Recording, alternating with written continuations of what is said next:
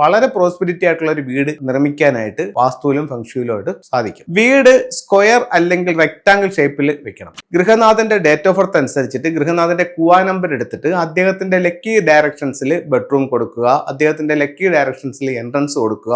അപ്പൊ ആ രീതിയിൽ നമുക്ക് വാസ്തുപ്രകാരവും ഫംഗ്ഷു പ്രകാരവും നമുക്ക് വീടുകൾ നിർമ്മിക്കാവുന്നതാണ്. നമ്മൾ ഒരു പുതിയ വീട് വെക്കാനായിട്ട് തുടങ്ങുകയാണ്. നമുക്കത് വാസ്തുപ്രകാരം വെക്കാം, അതേസമയം ഫംഗ്ഷു പ്രകാരം വെക്കാം. ഇത് രണ്ടും കൂടി ക്ലബ്ബ് ചെയ്തുകൊണ്ടും വെക്കാം. അതായത് വാസ്തുവിന്റെ ബേസിക് ആയിട്ടുള്ള നിയമങ്ങളെ എല്ലാം തന്നെ പാലിച്ചുകൊണ്ടും ഫംഗ്ഷയുടെ ഫ്ലൈങ് സ്റ്റാർ നമ്പറുകളെ എടുത്തുകൊണ്ടും നമുക്ക് അതിനെ കറക്റ്റ് ചെയ്യാനായിട്ട് സാധിക്കും. അപ്പോൾ അത് 3-4-5 കാര്യങ്ങൾ ഞാൻ പറഞ്ഞുതരാം. ഒന്ന്, വീട് സ്ക്വയർ അല്ലെങ്കിൽ റെക്ടാങ്കിൾ ഷേപ്പിൽ വെക്കണം. നമുക്ക് ഒരുപാട് ഓൺലൈൻ കൺസൾട്ടിംഗ് ആയിട്ട് വരുന്നുണ്ട്. അതിൽ ബഹുഭൂരിപക്ഷം വീടുകളും ഇത്തരത്തിലുള്ള ഒരു പ്ലാനിങ് അല്ല.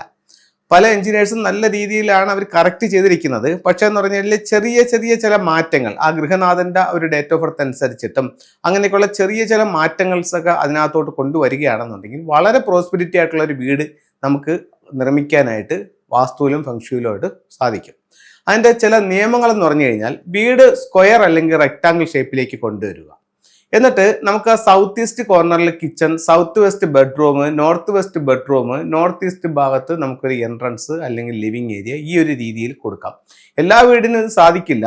ഇത് നോർത്തോ അല്ലെങ്കിൽ ഈസ്റ്റോ ഫേസ് ചെയ്താക്കുന്ന വീടുകൾക്ക് ഉറപ്പായിട്ടും ഇത്തരത്തിൽ നമുക്ക് ചെയ്യാനായിട്ട് സാധിക്കും. അത് കഴിഞ്ഞിട്ട് അടുത്തതെന്ന് പറഞ്ഞു കഴിഞ്ഞാൽ ഇതിന്റെ ഫ്ലൈങ് സ്റ്റാർ എടുക്കുക. ഫ്ലൈങ് സ്റ്റാർ എന്ന് പറഞ്ഞു കഴിഞ്ഞാൽ ഇപ്പം നമുക്കത് അതിൻ്റെ ഫേസിംഗ് ഡിഗ്രി കിട്ടിക്കഴിഞ്ഞാൽ നമുക്ക് വീടിൻ്റെ ഫ്ലൈങ് സ്റ്റാർ എടുക്കാൻ പറ്റും. ഫേസിംഗ് ഡിഗ്രി എടുത്തിട്ട് അതിൽ ഓരോ ദിക്കിലും വരുന്ന നക്ഷത്രങ്ങളെ നോക്കിയിട്ട് അതാത് സ്ഥലങ്ങളിൽ നമുക്ക് എവിടെയാണ് നല്ല നക്ഷത്രം വരുന്നതെന്ന് കണ്ടിട്ട് അവിടെ നമുക്ക് ബെഡ്റൂം എടുക്കാം. നല്ല വാട്ടർ സ്റ്റാർ വരുന്ന സ്ഥലത്ത് നമുക്ക് എൻട്രൻസും എടുക്കാം. ആ രീതിയിൽ നമുക്ക് വാസ്തുപ്രകാരവും ഫംഗ്ഷു പ്രകാരവും ഇതിനെ കറക്റ്റ് ചെയ്യാം. പിന്നെ ഇതനുസരിച്ചിട്ട് ഗൃഹനാഥന്റെ ഡേറ്റ് ഓഫ് ബർത്ത് അനുസരിച്ചിട്ട് ഗൃഹനാഥന്റെ കുവാ നമ്പർ എടുത്തിട്ട് അദ്ദേഹത്തിന്റെ ലക്കി ഡയറക്ഷൻസിൽ ബെഡ്റൂം കൊടുക്കുക, അദ്ദേഹത്തിന്റെ ലക്കി ഡയറക്ഷൻസിൽ എൻട്രൻസ് കൊടുക്കുക, അദ്ദേഹത്തിന്റെ ലക്കി ഡയറക്ഷൻസ് നമുക്ക് ഹെഡ് പൊസിഷൻ കൊടുക്കുക. അങ്ങനെ ആ രീതിയിൽ നമുക്ക് ഇതിനെ കറക്റ്റ് ചെയ്യാനായിട്ട് സാധിക്കും. അപ്പോൾ ഇത്തരത്തിലുള്ള രീതികൾ ഉപയോഗിച്ചിട്ട് ചെയ്യാൻ പറ്റും. പിന്നെ പിരമിഡുകളും മറ്റൊക്കെ ഉപയോഗിച്ചിട്ട് ഇതിന്റെ എനർജി ലെവൽ നമുക്ക് ബാലൻസ് ചെയ്ത് കൊണ്ടുവരാനും സാധിക്കുന്നതാണ്. അപ്പോൾ ആ രീതിയിൽ നമുക്ക് വാസ്തുപ്രകാരവും ഫംഗ്ഷു പ്രകാരവും നമുക്ക് വീടുകൾ നിർമ്മിക്കാവുന്നതാണ്. പിന്നെ നമ്മൾ ഈ പറയപ്പെടുന്ന ആനുവൽ സ്റ്റാറുകൾ, അത് നമ്മൾ എങ്ങനെ വീട് വെച്ചാലും 9 വർഷത്തിലൊരിക്കൽ അതാത് ദിക്കുകളിൽ വരും. അത് നമ്മൾ എങ്ങനെ എൻട്രൻസ് കൊണ്ട് കൊടുത്താലും 9 ദിക്കിൽ വരും. അത് നമുക്ക് ഓരോ വർഷവും വരുന്ന ആനുവൽ സ്റ്റാറുകളെ നമുക്ക് മുൻകൂട്ടി അറിയാൻ പറ്റും. ഏത് നമ്പറാണ്, ഏത് സ്ഥലത്താണ്, ഏത് ഡേറ്റിലാണ് വരുന്നത്.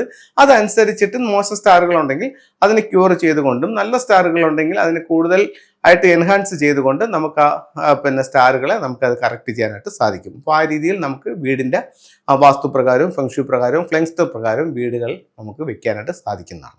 അടുത്തത് ഫംഗ്ഷയുടെ ചില ടൂളുകൾ. നമുക്ക് പേര്, പ്രശസ്തി, വിജയത്തിന് വേണ്ടിയിട്ട് സൗത്തിൽ ഫീനിക്സ് ബേർഡിന്റെ സ്റ്റാച്യു വയ്ക്കാം. വീട്ടിലേക്ക് വരുന്ന നെഗറ്റീവായിട്ടുള്ള ഊർജ്ജങ്ങളിൽ നിന്ന് വീടിനെ സംരക്ഷിക്കാനായിട്ട് കുവാൻ കിങ്ങിന്റെ സ്റ്റാച്യു വയ്ക്കാം. തൊഴിൽപരമായിട്ടുള്ള അഭിവൃദ്ധിക്ക് വേണ്ടിയിട്ട് നമുക്ക് സ്വീകരണ മുറിയുടെ നോർത്തിൽ ഡ്രാഗൺ ടർട്ടിൽ അതിൻ്റെ മുകളിലിരിക്കുന്ന ലാഫിംഗ് ബുദ്ധയുടെ സ്റ്റാച്യു വയ്ക്കാം.